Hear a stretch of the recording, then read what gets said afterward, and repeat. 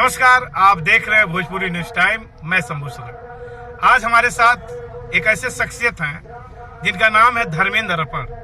धर्मेंद्र अर्पण जो है समाजवादी पार्टी के सांस्कृतिक प्रकोष्ठ से राष्ट्रीय सचिव हैं। इनका कितना जलवा है, कितना बड़ा कद है समाजवादी पार्टी में, इनसे ही जानेंगे। लेकिन एक बात और बता दें, धर्मेंद्र अर्पण एक ऐसी शख्सियत है जो अपने युवा काल में तमाम पहलवानों को धूल चटा चुके हैं, तमाम पहलवानों को पटकनी दे चुके हैं अखाड़े में।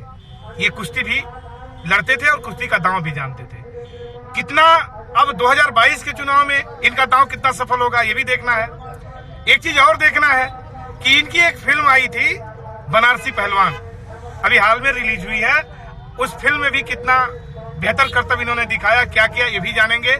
एक बात और भी जानेंगे बड़े मजेदार की, उत्तर प्रदेश में जो सांस्कृतिक प्रकोष्ठ के अध्यक्ष हैं इस वक्त जो सुर्खियों में हैं और राष्ट्रीय प्रचारक हैं, धर्मेंद्र सोलंकी, मिलता जुलता नाम है। इनके काफी करीबी रहे हैं और इनके यहाँ काफी रह करके अपने संगीत की गायकी को बखूबी उन्होंने इनके यहाँ रह के सीखा है। चेला कहे या मित्र कहे, कितना आगे हैं आप, कहाँ अपने को पाते हैं। धर्मेंद्र जी, स्वागत है आपका भोजपुरी न्यूज टाइम पे। आप बताएं, समाजवादी पार्टी में या अपने इस कैरियर में अपने आप को आप कहाँ पाते हैं? चलिए, बहुत बहुत धन्यवाद सबसे पहले भोजपुरी टाइम को। और आपका सवाल है कि इस समय आप अपने आप को कहाँ पाते हैं? जी ठीक है, इस सामाजिक परिवेश में और राजनीतिक परिवेश में और बहुत आशाएं करना तो मुश्किल है, लेकिन मैं ये मानता हूं कि जितना मैंने सोचा था उससे अगले पायदान पे खड़ा हूं, क्योंकि राष्ट्रीय सचिव सांस्कृतिक प्रकोष्ठ हूं। तो ये गौरव प्राप्त हुआ कि वहां पे रह करके काम करने का, हिंदुस्तान में कहीं भी ड्यूटी लगाई जा सकती है, वह वर्क हम करते हैं। उत्तर प्रदेश में इधर उधर जहां कहीं भी राष्ट्रीय अध्यक्ष जी ने ड्यूटी लगाया उसको भरपूर हम निर्वहन किए हैं और करते हैं। आज यहाँ पे पर्चा दाखिला है गोरखपुर में, आज हम यहाँ आए हैं। श्री विजय बहादुर जी का पर्चा दाखिला है, इस सभा में आए हुए हैं, यहाँ भी गीत गाएंगे। हाँ, अब अगला सवाल आप पूछ सकते हैं। जी, सवाल मेरा ये है कि समाजवादी पार्टी जिस मिशन पे उतर गई है 2022 में, और ये गोरखपुर है। जी जी। और आपको भी पता है कि गोरखपुर के मुख्यमंत्री हैं, यही बगल वाली सीट से, गोरखपुर शहर से वो चुनाव लड़ रहे हैं। जी जी। तो कितना इफेक्ट कर पाएंगे और कितना अपने आप को आप लोग मजबूत बना पाएंगे इस दांव पेच में? शायद हमको ये कहना नहीं चाहिए, लेकिन इस बार इतिहास बदलेगा। जी, इतिहास बदलेगा, क्योंकि पूर्व में हमारी यहाँ से एक सीट जीत के हम गए थे, लेकिन हकीकत है ये, हम मान के चलते हैं कि 9 की 9 सीट हम जीतने जा रहे हैं। जो लोग कहते हैं कि सदर की सीट नहीं जाएगी, लेकिन प्रबल रूप से मैं बताना चाहता हूँ, यहाँ पे एक मुख्यमंत्री हारने जा रहे हैं, एक मुख्यमंत्री हारने जा रहे हैं। ये इतिहास के पन्नों में लिखा जाएगा कि ये हकीकत में ये जन में आवाज है। मैं दलितों में घुमा हूँ, बैकवर्डों में घुमा हूँ, सवर्ण नहीं पसंद कर रहे हैं। जो एक पीठ का पीठाधीश्वर हो, योगी महाराज हो, माननीय दामोदर क्या बताऊं, मोदी जी, हाँ, माननीय मोदी जी अगर झूठ बोलते हैं तो मानता हूँ साधु संत नहीं है, वहां से वो बिलोंग नहीं करते हैं। लेकिन जब योगी जी महाराज जी झूठ बोलते हैं तो एक बहुत बड़ा प्रश्नवाचक चिन्ह उठता है, आखिर में ये क्यों लोकतंत्र में झूठ बोल रहे हैं? जी। इनको इस लोकतंत्र में झूठ बोलना कितना उचित है, ये समझ के परे है। अब हमको बताइए, राजनीति से कितना प्रेम हुआ। अच्छी बात, राजनीति में रह करके समाज सेवा करिए, लेकिन राजनीति में रह करके समाज सेवा के साथ साथ झूठ बोलना, हम समझ रहे हैं कि इस देश के दशा दिशा को दूसरी तरफ कहीं डाइवर्ट करना हो गया, और साधु संतों के ऊपर एक बहुत बड़ा चोट हो गया। एक साधु संत महात्मा होकर के झूठ बोल रहे हैं। अगर साधु संत महंत लंट हो जाए तो इस देश की बहुत बड़ी दुर्दशा, बहुत बड़ा विडम्बना है, दुर्भाग्यशाली ये बात होगी। जी, आप पे लग रहा है कि समाजवादी पार्टी जी सीधे सीधे योगी जी यानी संत पे आरोप लगा रही कि वो झूठ बोलते हैं।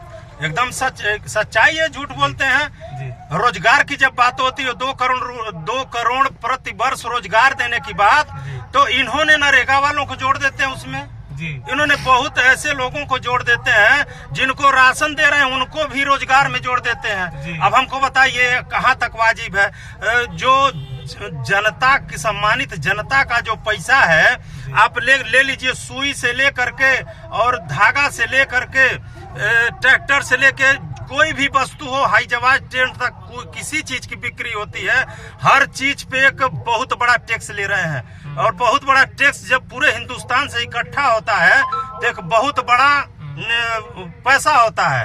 उस पैसे का अगर 10% ले जाकर के गरीबों में राशन बांट दे रहे हैं 2 महीना 3 महीना, और चुनाव आने वाला है, चुनाव सर पे है, उस समय कुछ चीजें बढ़ा दे रहे हैं, तो हमको बस ये देश का दशा दिशा किस तरफ ले जाना चाह रहे हैं। अर्पण जी, एक राजनीतिक सवाल और उसके बाद फिर हम गीतों पे आते हैं। आपकी जो तमाम गीतें वायरल हो रही उस पे भी आते हैं। राजनीतिक सवाल ये एक कि आपका जो समाजवादी पार्टी है, समाजवादी पार्टी के लोग जो हैं वो समझ चुके हैं कि मान लीजिए योगी जी झूठ बोलते हैं, लेकिन जो आम आवाम है, जो वोटर है, उसे कैसे समझा पाएंगे कि योगी जी झूठ बोलते हैं? नहीं, हम उनके घर घर जा रहे हैं जी, घर घर जा रहे हैं, गांव गांव जा रहे हैं, गली गली जा रहे हैं, उनके समझ में भी आ रहा है, उनके समझ में भी आ रहा है। जब वो कड़ुआ तेल जब साल भर पहले 100 रुपया खरीदते थे, आज जो 250 रुपया खरीदते हैं, तो उनको बताइए 1 किलो पर अगर 150 रुपया दे रहे हैं तो 150 रुपया ले जाकर के खरीद के राशन भी दे सकते हैं। उनको समझ में आ रहा है। उत्तर प्रदेश की ऐसी बहुत वस्तुएं हैं जिन पे सर्वाधिक टैक्स लगाया जा रहा है और महंगाई चरम सीमा पे है। वो आखिर में गरीब जनता का जेब से ही तो लूटा जा रहा है, उनके जेब से निकाल करके, और उसमें ये अपना काम भी करते हैं, उसमें आंशिक पैसा ले जा करके राशन के नाम पे दे रहे हैं और उसको फ्री बता रहे हैं। ये सबसे दुर्भाग्यपूर्ण बात है कि उसको फ्री बता रहे हैं। जनता के पैसा को वापस कर रहे हैं, वो भी आंशिक पैसा वापस कर रहे हैं। सर्वाधिक पैसा आधा से ज्यादा चुनाव प्रचार तंत्र में खर्च कर दे रहे हैं। आप देख लीजिए ना, मीडिया से आप हैं, मीडिया से आप भी है ना, अगर सोशल मीडिया से है तो मैं बहुत बहुत धन्यवाद देना चाहूंगा। अगर सोशल से नहीं है तो आप लोग देश के लोकतंत्र के चौथे स्तंभ है, और अगर चौथा स्तंभ लड़खड़ा रहा है, अगर बिक रहा है, इसका ईमान डगमगा रहा है, तो ये जान लीजिए कि देश की दशा दिशा किस तरफ जा रही है। जी, एक सवाल आपसे, अभी यहाँ के हाल के सांसद ने एक गीत गाया था, रवि किशन गोरखपुर से सांसद हैं, योगी जी महाराज जी की सीट से, तो उन्होंने एक गाना गा दिया है कि यूपी में सब बा। लेकिन तत्काल उसके ठीक बिहार की एक लड़की नेहा सिंह राठौर ने एक गीत गाया कि यूपी में काबा, बहुत चर्चित हुआ। लेकिन आप भी एक गीत गा दिए कि यूपी में काबा या यूपी में भैया देख ला, यूपी में काबा। तो उसकी अभी आपके ही साथी सोलंकी जी ने भी गा लिया कि यूपी में ई बा। एक और गीत यूपी में ई बा यहाँ से वायरल हुआ। तो आपकी जो गीत है उसको बहुत लोग पसंद किए गोरखपुर में, वो कैसे थी थोड़ा हमारे दर्शक को दिखा। नहीं, आपको पता नहीं है जी। मेरा गीत 24 घंटा में जितना तेज वायरल हुआ है वो रवि किशन जी का नहीं हुआ है। जी। और मैं ये जानता हूँ कि हिंदुस्तान उत्तर प्रदेश का बेड सांसद कह लीजिए, जो जाकर के अयोध्या में बैठ करके ऐसा शब्द बोले कि यहाँ पे नहा लोगे तर लोगे, यहाँ पे फलाना कर लोगे तर जाओगे, और योगी जी मुंह तोप करके हंस रहे हो। वो तो गोरखपुर राजघाट पे जब उसका उद्घाटन था, जहाँ तो उन्होंने शमशान घाट का जो घाटों का उद्घाटन हुआ वहाँ पे उन्होंने कहा था, ये पुरानी बात है। लेकिन आपके यूपी में काबा, उस गीत को मैं चाहता हूँ मेरे दर्शक को। चलिए ठीक है, मैं एक बात बता रहा हूँ, जो व्यक्ति खुद अपनी सरकार में कहता हो, इस चीज को नोट करिएगा, जो अपनी सरकार में कहता हो कि जिंदगी झंडवा फिर भी घमंडवा हो जी, अब हमको बता दी उसकी सरकार में उसकी जिंदगी झंड है और उसको किस बात का घमंड है। बहुत बड़ी हाँ, आपने लाइन को आपने नोट किया है, चैलेंजिंग लाइन आपने बोला। अरे क्या बात, हम उनके सरकार में उनकी अगर जिंदगी झंड है तो आम जनता की जिंदगी किस तरह झंड होगी। तो कैसे उनको ये नहीं समझ में आता कि मैं करता क्या हूँ, सदन में जाता हूँ कहता क्या हूँ, मार्केट में रहता हूँ सम्मानित जनता के बीच में तो मैं कहता क्या हूँ, करता हूँ, उनको खुद नहीं अंदाजा है। जी। तो आप अपनी लाइन पे आए सर, थोड़ा गीत को गुनगुना दे हमारे दर्शक। हाँ जी। मेरा गीत है कि ए भैया जान ला यूपी में काबा, ज्यादा तो नहीं सुना पाऊंगा, एक अंतरा एक मुखड़ा। ए भैया जान ला यूपी में काबा, जिंदगी झंडवा फिर भी घमंडवा, जिंदगी झंडवा फिर भी घमंडवा घंटा, ए भैया जान ला यूपी में काबा। अगली लाइन अंतरे की लाइन, एक लाइन ले लीजिए आप कि हाँ, गली गली गांव गांव घूमत साणबा, गली गली गांव गांव घूमत साणबा, आ पूजी लगावल किसानन के डांडबा, ए भैया जान ला, ए भैया जान ला यूपी में काबा घंटा, ए भैया जान ला यूपी में काबा। ये लाइन आपकी बड़ी चर्चित रही, लेकिन यूपी में रामगढ़ ताल, यूपी में एक्सप्रेसवे, जी जी यूपी गोरखपुर में चिड़ियाघर, जी जी। लोगों को योगी जी कहते हैं कि 24 घंटा लाइन देते हैं। इस पे आपने योगी जी 100% झूठ बोलते हैं। पूर्वांचल एक्सप्रेस की अगर बात करेंगे तो उसका न्यू, उसका खाका, उसका बजट पास करने वाले राष्ट्रीय अध्यक्ष आदरणीय पूर्व मुख्यमंत्री अखिलेश यादव जी हैं। 100% वो झूठ बोलते हैं। इसी बात का तो गिला है कि आखिर में ये साधु संत महात्मा होकर के झूठ क्यों बोल रहे हैं। आप हमको बताए 500 बेड दिए थे अखिलेश जी ने, 500 बेड उन्होंने दिया, विश्वविद्यालय गोरखपुर को उन्होंने दिया। और आप यही देखेंगे नौसर तक 4 लेन तो उन्हीं का जोड़ा हुआ है। ऐसे तमाम सर्वाधिक काम उन्होंने समाज के लिए किया। बनारसी पहलवान में आपकी अच्छी भूमिका रही है, क्या रही है, थोड़ा दर्शक को बता दें। अब बनारसी पहलवान की मैं बता देता हूँ, लेकिन अभी जो कल गीत जो वायरल हुई है मेरी, ये गीत आपकी और आई है कि ना बाबा ना रे, ऐसा कुछ लाइन है। ये उसकी एक लाइन उसकी कल आई है। मार्केट में वो भी बड़ी तेज वायरल हो रहा है। मैं बहुत धन्यवाद। समय का ध्यान देते हुए मेरे पास समय कम है, मुझे ब्रेक पे भी जाना है, तो अभी वो गीत आपने सुना। जी जी जी जी। वो उस गीत का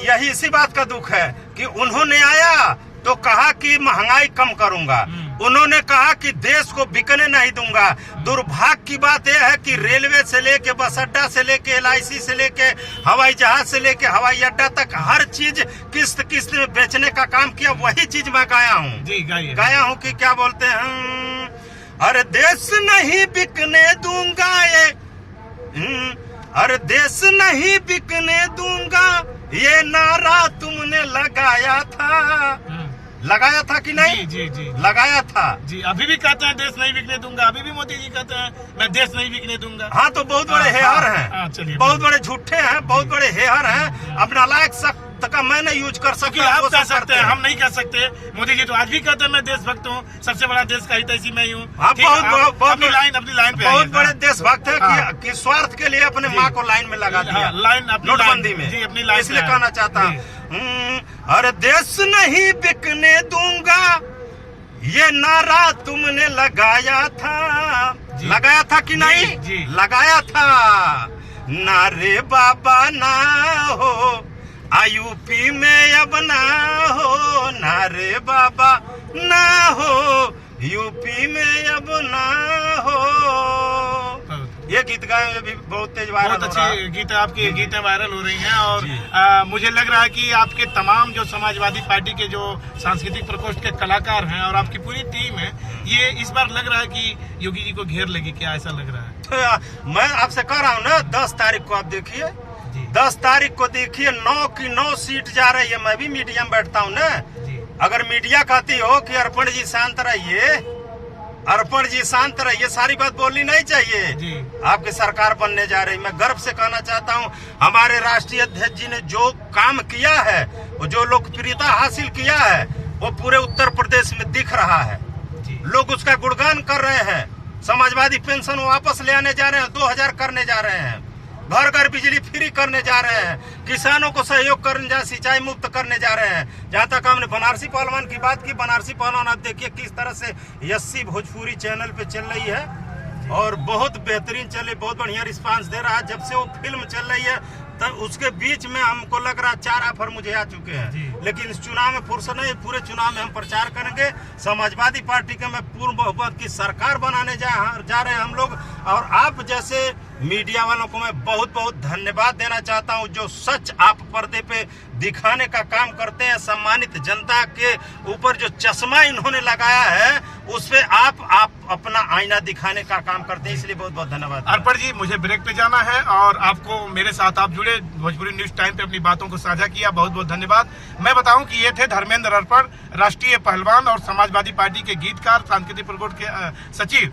लेकिन इन्होंने जो दावे किए हैं, गोरखपुर की जो इन्होंने पोल खोल दी, जो गोरखपुर में जो हो रहा है या यूपी में क्या बा, ये सब का पोल इन्होंने खोला और ये बता रहे हैं दावे के साथ कि 10 मार्च को यूपी में अखिलेश आ रहे हैं। वक्त बताएगा कि 10 मार्च को होता क्या है। मैं फिर मिलूंगा 10 मार्च के बाद, इनकी सरकार बनेगी, फिर इनसे हम डिबेट करेंगे। होता क्या है देखते रहिए। कैमरा पर्सन मनोज संग, मैं शंभू शरण। देखते रहिए भोजपुरी न्यूज।